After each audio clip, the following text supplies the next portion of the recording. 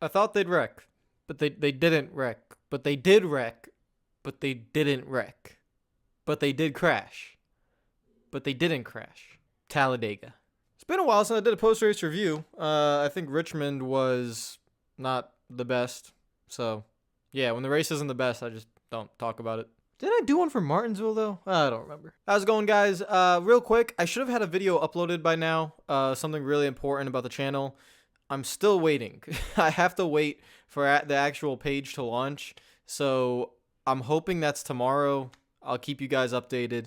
You will definitely know the video. The title of the video will be very clear to you. It's gonna be it's gonna be messaged directly towards you guys. So whenever that does upload, I'm really hoping it's tomorrow. If not, then just have to keep on waiting until I get the email. I'm just waiting, which is unfortunate. But until then, let's talk about the Talladega race. It should be quick. I don't have a lot of things to say about it. Spoiler alert, if you don't know who won, I'm giving you a warning right now because I'm going to tell you in about 5 seconds. If you're watching this and for some reason you didn't watch the race, and you don't want to know, just come on, you should know. All right, so 5, 4, 3, everyone ready? Spoiler. Okay. Keselowski won, 6th win at Talladega, ties him with Dale Earnhardt Jr. I thought Jr. had more, to be honest. It ties him with Dale Earnhardt Jr. and Jeff Gordon. I'm trying to think, what six wins at Talladega for Jeff Gordon? 2004, 2005, 2007, twice in 2007. That's 4. Did he win at Talladega after 2007? So then there's 2 more before 2004? I don't know. He probably did. I don't remember. 6 wins for Gordon at Talladega, 6 wins for Junior, and now Keselowski has 6 wins. You cannot deny his talent at plate racing. It's good. It's very good. Now, we only have 2 more races with this car, and that's something to note because this package is starting to get a little bit controversial with the fans. I see a lot of you guys on Twitter complain about the amount of crashes, and then a lot of people, it's like the Martinsville situation. Like, why are you complaining about the crashes?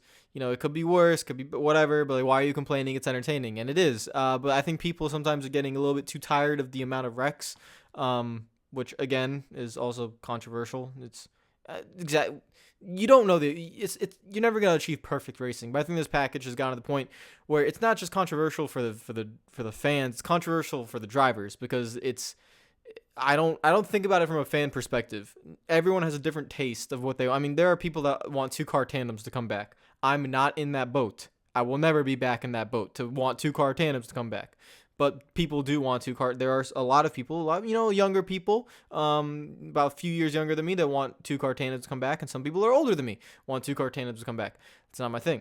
Some people want early 2000s. Some people want mid 2000s. Some people want the middle 2000s where you kind of like had separation and different packs and green flag. It's never gonna come back. But some people want the bubble back from 2013 to 2017, 2018. It all changes. It's all different. But in the end, the fact that we know is that we only have 2 more races. Daytona in August, which I'm praying to God I can go to. I'm really hoping I can because I've not been to a NASCAR race since.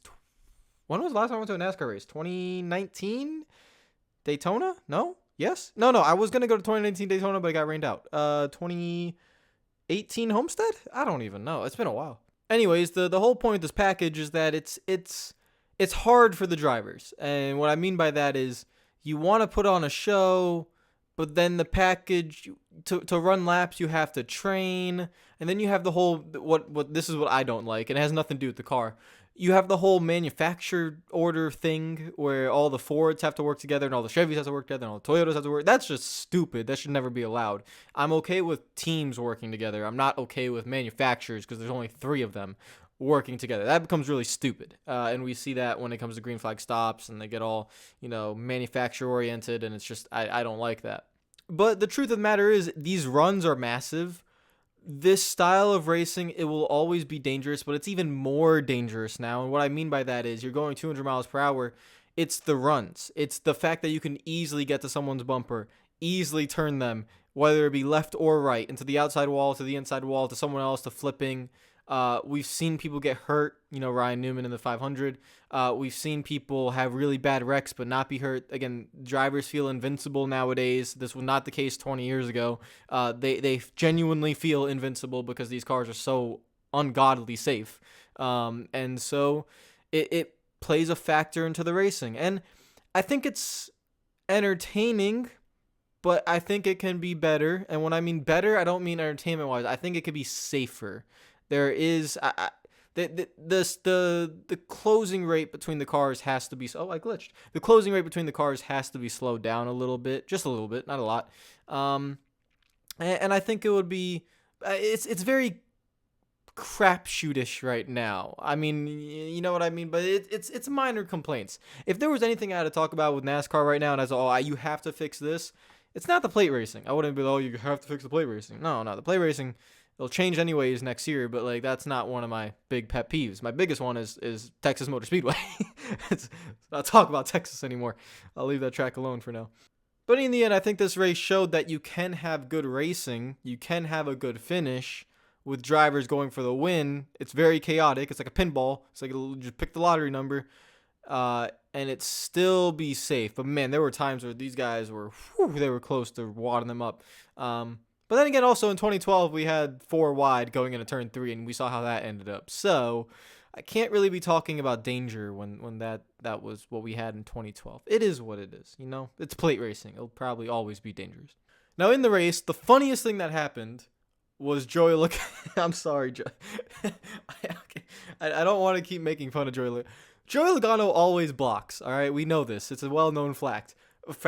The one time he doesn't block, he gets turned onto his roof. I find that to be absolutely hilarious. Logano, man, keep doing you. Keep blocking. Don't be nice. You have to be an aggressive twat and just always block. Because if you don't, was showcased in this race, you going up on your roof, and that's what happened. He didn't block. He was just trying to stay in line, be a good Penske teammate, and he got turned because Stenhouse turned Hamlin. He went upside down, flipping, and I just found that to be hilarious. I mean, the amount of times Logano has blocked, and, you know, he has wrecked multiple times, but the fact that this one sent him over, that he wasn't blocking, is just really funny to me. I found that to be very ironic and very hysterical. That was the first major wreck. The second one was in stage 2, again involving Denny Hamlin. Again, the same style of situation. He had a Penske car in front of him. I think it was Keselowski. He comes up to block, and Denny kind of gets in this position where he's getting pushed. He has this thought to go low, but then he thinks don't go low. So then he double guesses, and then he tries to get back in line, and the same thing happened and with that wreck that happened in the first one, except this time there wasn't Joey Logano to save Denny Hamlin's car and straighten it out. He went into the wall. That was day over for Denny Hamlin after he spit on pit road twice and was like a lap down trying to get his lap back. So those are the 2 major wrecks, and then at the end of the race, I thought they were going to wreck. They looked like they were going to wreck. Chris Buescher was saving his life over there in 3 and 4 for half a lap, but they didn't wreck, and we had guys like Matt DiBenedetto, and Brad Keselowski, Michael McDowell was up there, William Byron. Eric Jones pulled off a sick 4-wide move. That was awesome. You just saw the 43 car just shoot right through that little gap. That was pretty cool. That's the epitome of do it for Dale. Keep your foot in it and do it for Dale. If you do it at Talladega, that's props to you. I'm proud of you. And then William Byron, he had the opportunity, man. Ooh, he could have done it. He could have done the evil Brian Vickers move. He could have done it, and that is to go with the car in second place to the outside, but wait that 1 split second, delay it a little bit, accidentally turn him into the leader, and then you carry on your way to win. He could have done it, but he didn't. He pushed McDowell. McDowell went up, and then brought Byron. What he was trying to do was split the middle of the 2 of them. Problem is, he side drafted McDowell before McDowell could side draft Keselowski. So in William Byron's case, he didn't really have an option other than turn McDowell to win the race. Because if he went low, it wouldn't have worked. If he went high, it wouldn't have worked. If he pushed McDowell, he would have finished second, which he already did anyways. But he would have, just not won. So really, if you're the true lesson here is if you're running in third and you want to guarantee a win for yourself, you have to do a very dirty and irresponsible move and turn the second place guy into the first place guy. Brian Vickers did it. You can do it as well. Make sure you look like it's an accident, okay? Dale Jr. fans are still pissed at Brian Vickers for that. It's been 15 years. Still very angry. Seriously. I still see it online all the time. Other than that, another Talladega race in the bag. I'll post the race results right here, right? We're just going to show the list right here, probably of the race results. I don't really have anything to say about it because, again, championship implications don't really matter at this point of the season. We are in April. We still have May and June and July and August until we get to the playoffs in September. So I'm not going to be talking about points or really race results at any point because it just doesn't matter. Call me in September when the points actually matter. Now I got to call Brian France and discuss why he decided to do this in 2014 and why we haven't undone what he's done, because he's not in the sport anymore and everything he did was stupid. I don't have him on my phone. If anyone has Brian France's number, can you let me know? Just now, I want to have a nice, polite conversation with him, wherever he is. Probably living in some mansion. If you guys are new to the channel, make sure you subscribe. If you like the video, make sure you hit the like button. And again, whenever that video comes up, please watch it. I'm hoping it comes up tomorrow. I can't promise you guys. Follow me on Twitter for updates on that. Follow me on Twitter for whatever the heck. I posted a video of my dog today, so if you want to see him, follow me on Twitter. Follow me on Instagram. I have an Instagram story right now where you actually play tic-tac-toe on my forehead. So if you want to do that, you can do that. Take care of yourselves. Enjoy the rest of your day, and I'll see you guys tomorrow. And yeah, peace out.